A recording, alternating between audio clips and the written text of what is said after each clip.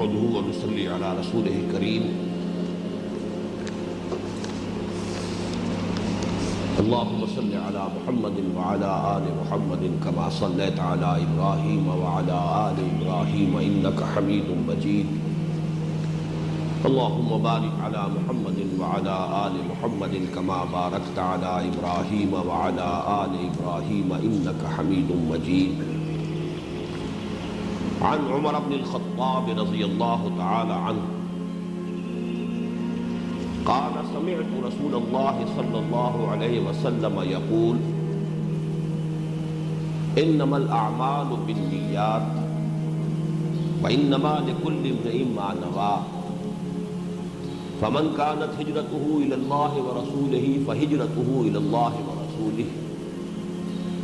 ومن كانت هجرته إلى دنيا يصيبها أو امرأة يتزوجها أو ينكحها فهجرته إلى ما هاجر إليه رواه الإمام بخاری والإمام مسلم رحمهم الله رب اشرح لي صدري ويسر لي امري واحلل عقدة من لساني يفقهوا قولي 40 نووی کا تھوڑا سا تعارف پہلے کرا دیا جائے۔ اس کا جو پہلا جز ہے 40 مراد ہے 40 احادیث کا مجموعہ، اگرچہ اس میں بالفعل 42 احادیث ہے لیکن اس کا عنوان 40 ہی ہے۔ اصل میں ایک حدیث ہے کہ جو اکثر محدثین کے نزدیک ضعیف ہے، لیکن چونکہ فضائل اعمال میں ضعیف احادیث بھی بالعموم قبول کی جاتی ہے، یعنی ضعیف حدیث سے کوئی حکم شرعی ثابت نہیں ہو سکتا، کسی شے کا وجوب، فرضیت، کسی شے کی حرمت یہ ثابت نہیں ہوتی، نہ کسی شے کا عقیدے میں ہونا لازم قرار پائے گا، لیکن یہ کہ اضافی نیکیوں کے ضمن میں، فضائل اعمال کے ضمن میں ضعیف جو احادیث ہیں ان کو بھی قبول کر لیا جاتا ہے۔ البتہ یہ فرق تو آپ حضرات اچھی طرح سمجھ چکے ہوں گے کہ ضعیف اور موضوع میں کیا فرق ہے۔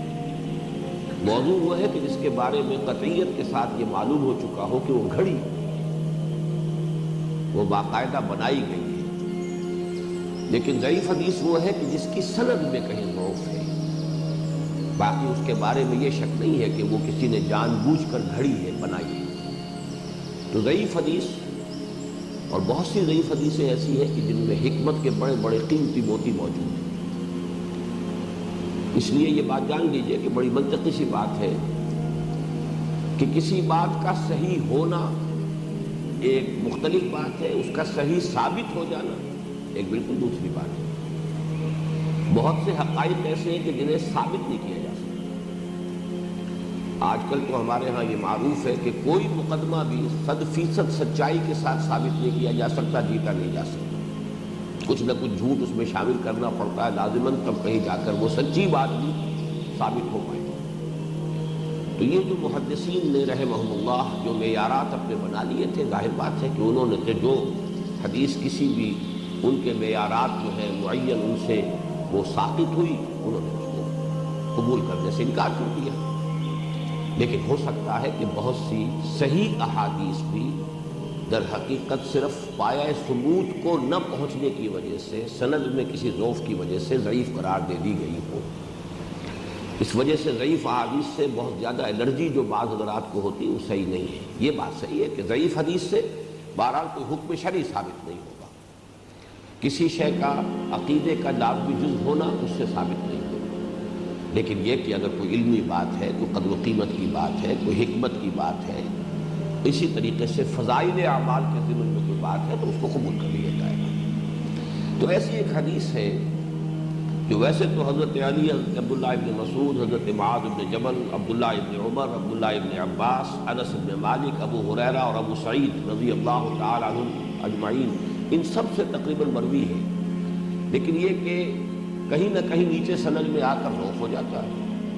تو چاہے صحابہ کرام میں سے اتنے بڑے بڑے نام موجود ہیں، لیکن ظاہر بات ہے کہ وہ سند جو ہے وہ تو پھر صحابی سے تابعی، تابعی سے تبع تابعی ہوتے ہوتے محدث جو بھی ہے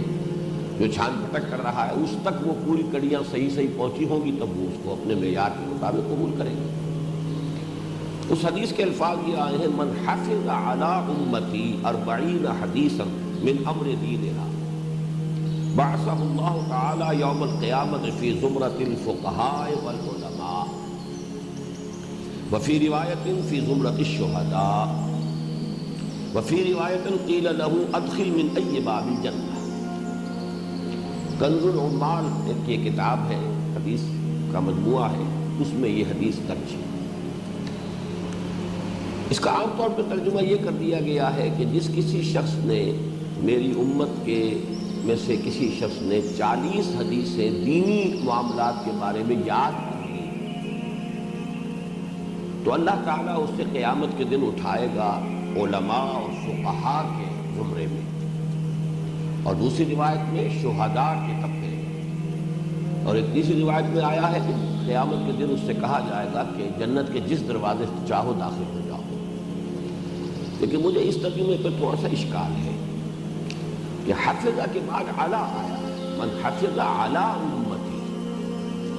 اس کا مطلب یہ ہے کہ جس نے یاد کی، محفوظ رکھی، امت تک انہیں پہنچایا۔ اور ظاہر بات ہے کہ یہ پہنچانا جیسے کہ حفظ قرآن کے بارے میں جو ایک بہت ہی عمدہ حدیث ملتی ہے کہ اس کا مطلب صرف الفاظ یاد کر لینا نہیں ہوتا تھا صحابہ کے زمانے میں، بلکہ اس کے الفاظ بھی یاد ہو جائیں، اس کا مفہوم بھی معلوم ہو جائے، اس پر عمل بھی کرنا، یعنی یہ کہ اپنے پورے وجود میں قرآن مجید کو محفوظ کر لیا جائے، حافظے میں بھی، اپنے فہم اور ذہن میں بھی، اور اپنے عمل میں بھی، اپنے سیرت و کردار میں بھی جذب کر لیا جائے، تب وہ حافظ کہلاتا تھا۔ یہ نہیں کہ جس نے صرف متن جو ہے وہ یاد کر لیا، پیرٹ لائک، وہ طوطے کی طرح اس کو سنا سکتا ہے تو بس وہ حافظ قرار پائے گا۔ اسی طریقے سے قاری جو ہے اس دور میں، وہ عام یہ قراء جیسے ہمارے یہاں فن بن گیا، اس کو نہیں کہتے تھے، عالم قرآن کو قاری کہتے تھے، قرآن کا پڑھنے والا جو قرآن کا عالم ہے۔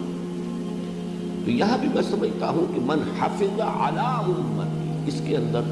صرف یاد کر لینا نہیں ہے بلکہ یاد کر کے اس کا افادہ عام، اسے لوگوں تک پہنچانا۔ اور ظاہر بات ہے کہ اس میں خود بخود وہ بات شامل ہو جاتی ہے کہ اگر آپ کوئی بات پہنچا رہے ہوں گے تو آپ کا عمل اس پر ہونا چاہیے، ورنہ وہ پہنچانا جو ہے اتامرون الناس بالبر وتنسون انفسکم وانتم تتلون الکتاب افلا تعقلون، یا تم لوگوں کو نیکی کا حکم دیتے اور اپنے آپ کو بھول جاتے ہو جبکہ تم خود کتاب پڑھنے والے ہو، یہ تو کیا تم عقل سے کام نہیں لیتے؟ تو یہ تو اس کے مصداق ہو جائے گا۔ تو اس حوالے سے میں سمجھتا ہوں کہ اس حدیث میں جو بات بیان کی گئی ہے وہ بڑی منطقی بن جاتی ہے۔ 40 حدیثیں من امور دینہا، یعنی امت کے جو دینی معاملات ہیں، دینی امور ہیں، ان سے متعلق 40 حدیثیں حضور صلی اللہ علیہ وسلم کی، وہ اگر یاد بھی کر لی گئی ہو اور ان کو صحیح طور سے مستحضر کیا گیا ہو، پھر ان کو پھیلایا جا رہا ہو، اور ان کو صرف یہ کہ علمی طور پر پھیلایا جا رہا ہو بلکہ عملاً بھی اپنے کردار میں اس کا نمونہ پیش کیا جا رہا ہو، تو پھر یہ کہ اگر یہ جو اس کے اندر ریوارڈ بیان کیا گیا ہے، اس کا جو اجر و ثواب ہے، وہ پھر اس کے ساتھ متناسب بن جاتا ہے، پھر اس کے اندر کوئی بہت زیادہ بڑا جو ہے وہ گیپ باقی نہیں رہتا۔ تو اس حدیث کے حوالے سے بہت سے علماء نے 40 احادیث کے مجموعے مرتب کیے، بہت سے۔ عبداللہ ابن مبارک رحمہ اللہ جو تبع تابعین کے دور سے ہیں، وہاں سے یہ سلسلہ شروع ہوا۔ سب سے پہلی 40 انہوں نے مرتب کی تھی، پھر ہوتے ہوتے تقریباً ہر یوں سمجھیے کہ جو بھی قابل ذکر عالم، خاص طور پر حدیث کے علم میں جس کو کچھ بھی مقام اور درک حاصل تھا، اس نے اپنے فہم کے مطابق ایک ذخیرہ جو ہے، ذخیرہ حدیث میں سے یہ مجموعہ مرتب کیا۔ تو ان میں سے جن مجموعوں کو بہت قبول عام حاصل ہوا ہے، بلکہ میں کہوں گا کہ ان سب میں بھی سر فہرست یہ 40 نووی ہے۔ امام نووی رحمۃ اللہ علیہ نے جو 40 حدیثیں مرتب کی ہیں، اور وہ حقیقت میں 42 ہیں۔ امام نووی کون ہیں؟ یہ 7ویں صدی ہجری کے شخص ہیں۔ 630 ہجری کے آس پاس ان کی ولادت ہے، اور 676-77 میں ان کا انتقال ہے۔ کل 46-47 برس عمر ہوئی ہے۔ اور یہ بھی نوٹ کیجئے کہ سید احمد شہید رحمۃ اللہ علیہ کی عمر بھی 46 برس تھی جبکہ وہ شہید ہوئے بالا کوٹ میں، تو یہ عمر بھی